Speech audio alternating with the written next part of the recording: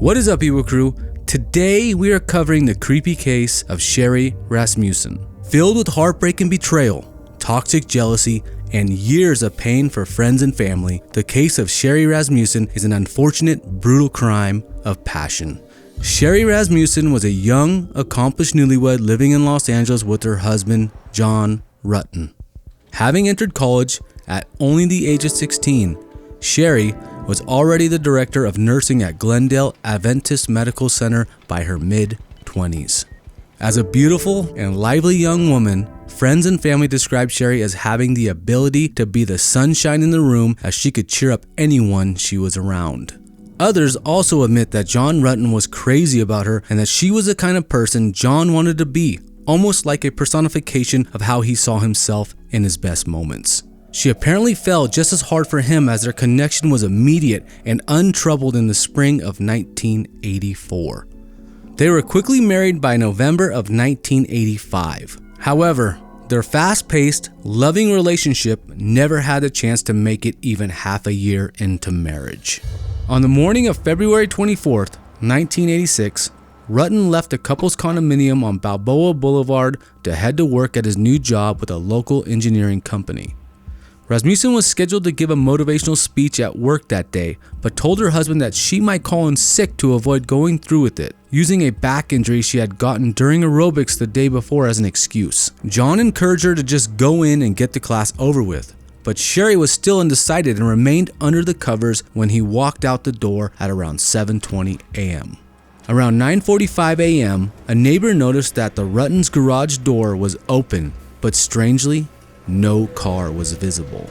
Approximately 15 minutes later, John Rutten made the first of several unanswered calls home over the course of the day. At first, he assumed Sherri had decided to go in and teach the class after all, and he didn't think much about it. However, after calling her secretary, who had not seen her come in for the day, John was a bit more concerned as to why Sherri was not picking up, and their answering machine had not been turned on if she had chosen to leave. Maybe she had simply forgotten and left the house in a hurry. However, Rasmussen's sister also called without answer. A maid cleaning a nearby unit later claimed that she heard something that sounded like two people fighting, and then something falling at around 12:30 p.m. When Rutten returned home in the evening, he found the garage door open and broken glass scattered across the driveway. In addition, he discovered that the BMW that he bought Rasmussen as an engagement gift was missing. Because of Rasmussen's morning plans, he found it strange that she would have later gone out without letting him know. Just inside the home of the newlyweds, Rutten tragically discovered Rasmussen lying motionless on the living room floor. She had been shot 3 times. There were signs of a struggle, as furniture everywhere had been overturned and a porcelain vase had apparently been broken over Rasmussen's head prior to the shooting.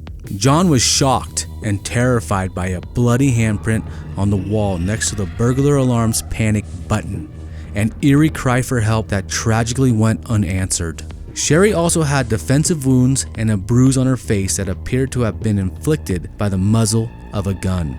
The fatal shots had been fired through a quilt, apparently to muffle the sound. John immediately called police and an in-depth forensic investigation sprang into action. The investigating criminalists observed a bite on Rasmussen's arm and took a crucial swab from the site of the injury. LAPD detectives investigating the case quickly concluded that Rasmussen had been surprised and killed by a burglar. Rasmussen's attire, a bathrobe, nightgown, and underwear suggested that she had not been expecting any visitors. Although the maid in the neighboring unit reported hearing screaming and fighting earlier in the day, she did not recall hearing any gunshots. She thought the whole event had been a domestic dispute and did not call the police. Officers concluded that the perpetrator had been in the process of taking electronic equipment when Rasmussen came upon them, and as a result, jewelry had been left behind and the vehicle taken as a getaway. The abandoned BMW was recovered a week later, but unfortunately, it yielded no new evidence. Strangely, the only other thing that appeared to have been taken from the home was the couple's marriage license.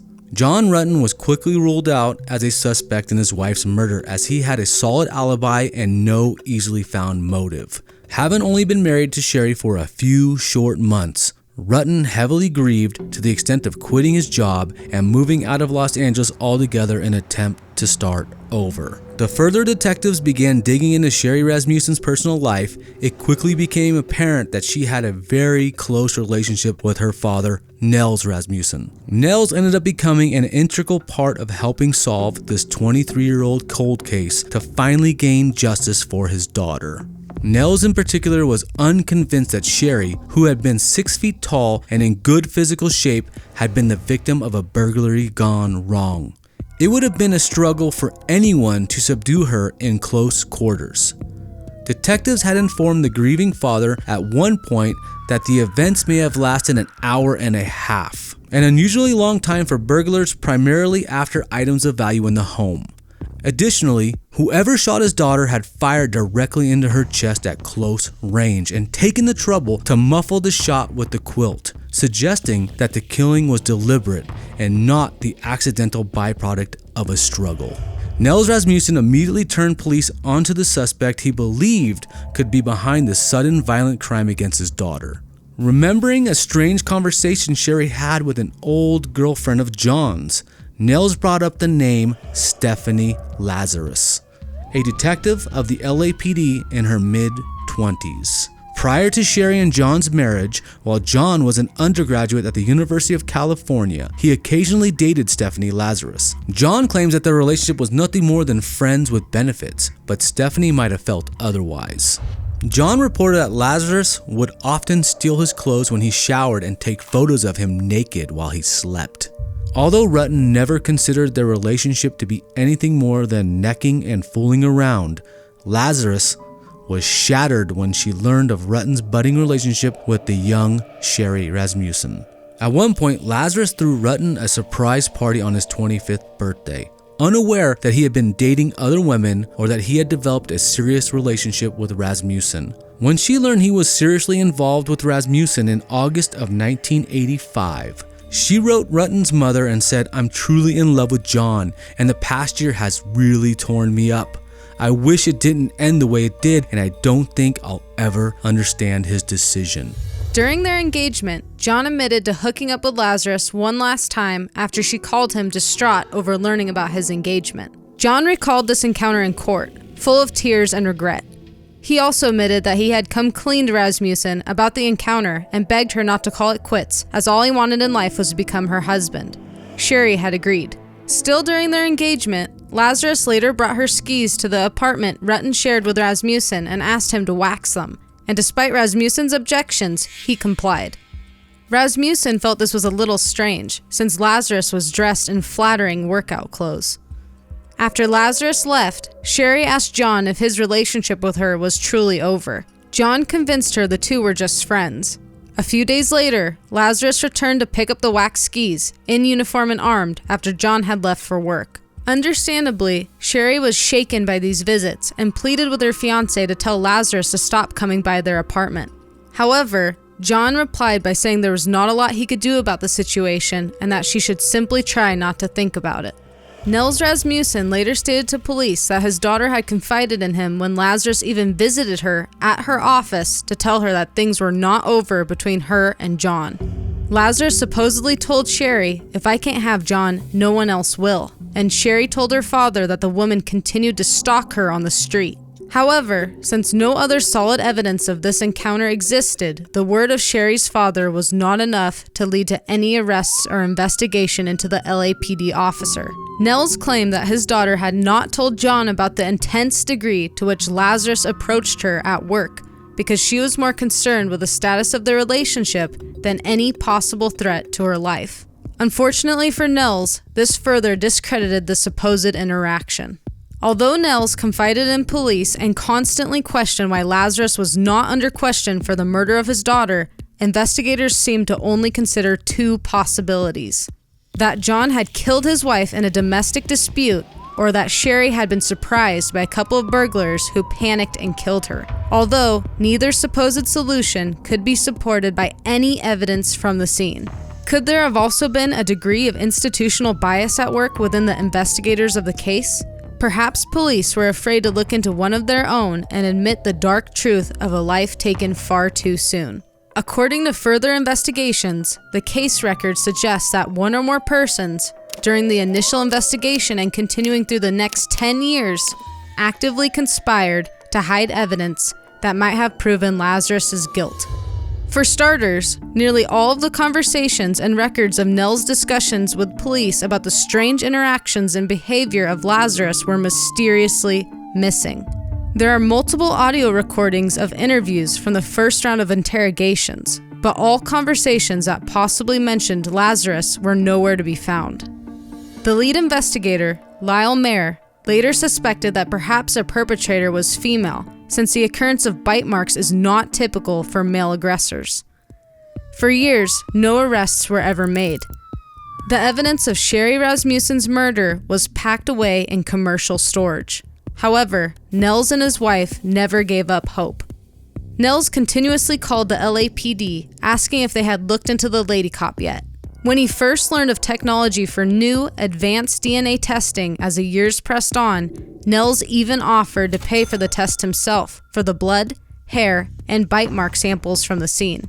He was told that these tests would do him no good without a suspect, but he was desperate to convince police that he did have a suspect. However, as with other possible leads in this heart-wrenching case, all of the evidence was mysteriously signed out of storage and misplaced. In 1989, John was reunited with Stephanie Lazarus on a scuba trip to Hawaii.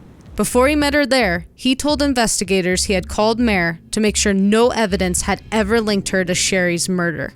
It seems odd that the possibility of what he had previously so strongly rejected remained present in his mind. As he would recall later, Mayer assured him there were no suspicions about Lazarus whatsoever. In January of 2005, criminalist Jennifer Francis reopened the case. She found it odd that the evidence had been misplaced, and she knew that evidence recovered from the victim's body would be held for a time in the coroner's freezer, and at some point would be gathered up and stored under the file number. What if the swab hadn't made it from the freezer to the file? Francis called the coroner's office. The swab was not on file, so they searched the freezers by hand. They managed to recover the cotton swab in a damp manila envelope with Rasmussen still written on the front. They could now retest the DNA collected on the scene. It was then that it was determined that the killer had definitely been female, but they still did not have a suspect that matched. However, detectives finally decided the burglary theory was invalid and they would have to start from the beginning. Investigators soon followed one other female lead of a coworker that had reported disputes with Sherri, but upon discreet DNA testing, this suspect was eliminated. Finally, the LAPD was focusing on one of their own as the final prime suspect, Stephanie Lazarus. Detectives theorized from their own experience about how an LAPD officer would go about committing a murder. They presumed that it would be better to commit a crime on a day off, and departmental records show that Lazarus had indeed been off the day Sherri Rasmussen was killed.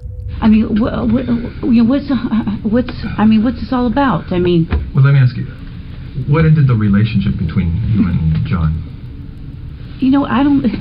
It was kind of a weird relationship. I mean, we dated. I can't say that he was my boyfriend. I don't know that he would consider me his girlfriend.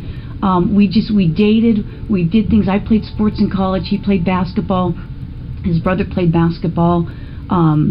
It just didn't work out. It was time to get a DNA sample from Lazarus.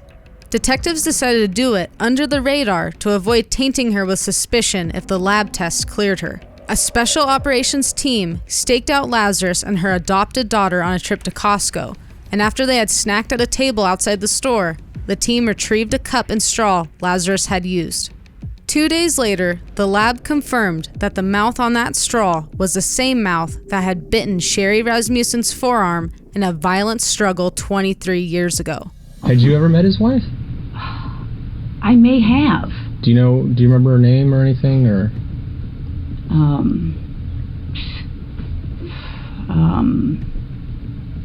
Or what she did for a living, or where she worked, or anything about her? Well, I think I'm going to say that I think she was a nurse. I can't even remember how he said he met her. Yeah, I mean, it's been so long ago. Well, let me ask you, did you go to their wedding, you know? No, I didn't go to their wedding. No, did not go to their wedding. Couldn't even tell you what year we got married. I mean, you know, it's been a million years ago. Lost in a fit of rage, targeted at her ex-boyfriend's fiance, Stephanie Lazarus had silently walked into the couple's home back in 1986 and murdered Sherri Rasmussen. Yeah, I mean, I don't, you know, again, I mean, what, you know, I don't understand why you're talking about some guy I dated a million years ago. Well, do you know what happened to his wife? Yeah, I know she got killed. What did you hear about that? I saw a poster at work. I'm sure I spoke to him about it. I think I spoke to another friend of his about it. And how did you first learn about that? Jeez. She then expertly staged the scene to look like a robbery and fled from all accusations for 23 years. Asked you for a DNA swab. Would you be willing to give us one? Maybe. Because now I'm thinking I probably need to talk to a lawyer. In March 2012, Stephanie Lazarus was convicted of the murder of Sherri Rasmussen. She was sentenced to 27 years in prison. This is insane. Okay. The Rasmussens have sued both Lazarus personally and the LAPD, but a preliminary ruling asserted that the department is immune to lawsuits of this type. The missing evidence from the case file means that a piece of the mystery remains unsolved. How many officers were truly involved in covering for murder committed by one of their own? All right. Okay. This is crazy. This is I'm like in shock. I'm totally in shock. If you enjoyed this video, be sure to hit the like button and subscribe. A playlist is going to pop up right now with more videos you'll love. Click on it and we'll see you guys next time.